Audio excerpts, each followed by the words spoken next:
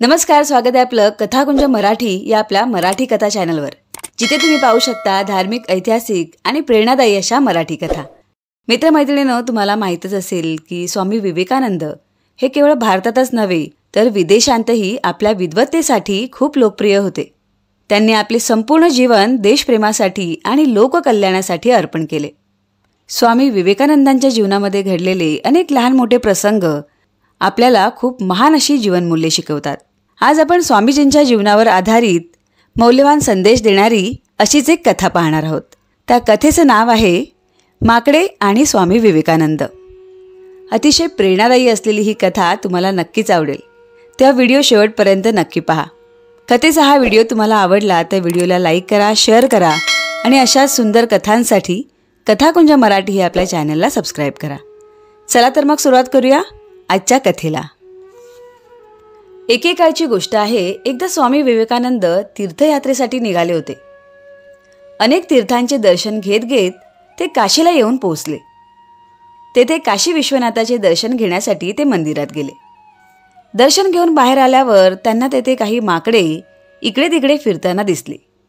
त्यांच्याकडे दुर्लक्ष करत स्वामीजी आपल्या मार्गाने चालू लागले। तशी ती माकडेही त्यांच्या मागे चालू लागली। ह्या माकडांचा असा समज झाला होता की स्वामीजींजवळ नक्कीच काहीतरी खायच्या वस्तू असतील आणि म्हणून ती स्वामीजींचा पाठलाग करत होती। आपल्या मागे माकडे लागलेली पाहून स्वामीजी सुद्धा घाबरले आणि जोरजोरात चालू लागले। तशी ती माकडेही स्वामीजींच्या मागे जोरजोरात चालू लागली। हे पाहून स्वामीजींनी धावायला सुरुवात केली। तशी ती माकडेही त्यांच्या मागे धावू लागली। ती माकडे काही त्यांची पाठ सोडत नव्हती। आता मात्र स्वामीजी भीतीने थरथर कापू लागले आणि अधिक वेगाने धावू लागले। हा प्रसंग पाहून एका व्यक्तीने त्यांना मोठ्याने आवाज दिला, पळू नकोस, थांब आणि त्या माकडांचा सामना कर। हे शब्द कानी पडताच स्वामीजी जागच्या जागी निर्भयपणे उभे राहिले आणि मोठ्या धीराने डोळे मोठे करून ते त्या माकडांकडे पाहत उभे राहिले।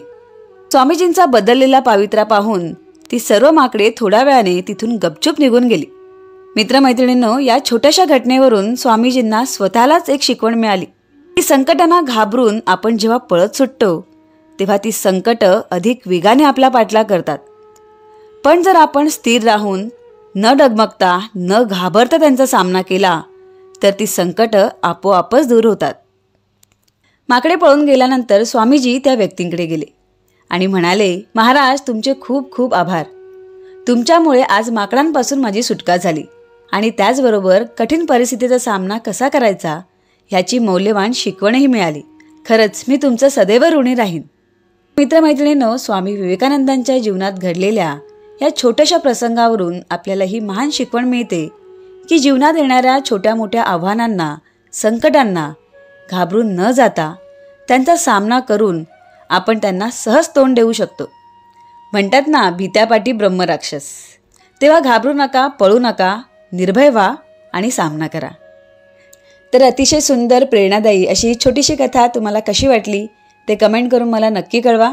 कथा आवडली असेल तर व्हिडिओला लाईक करा, शेअर करा आणि अशाच सुंदर दर्जेदार कथांसाठी कथाकुंज मराठी हे आपल्या चॅनलला सबस्क्राईब करा।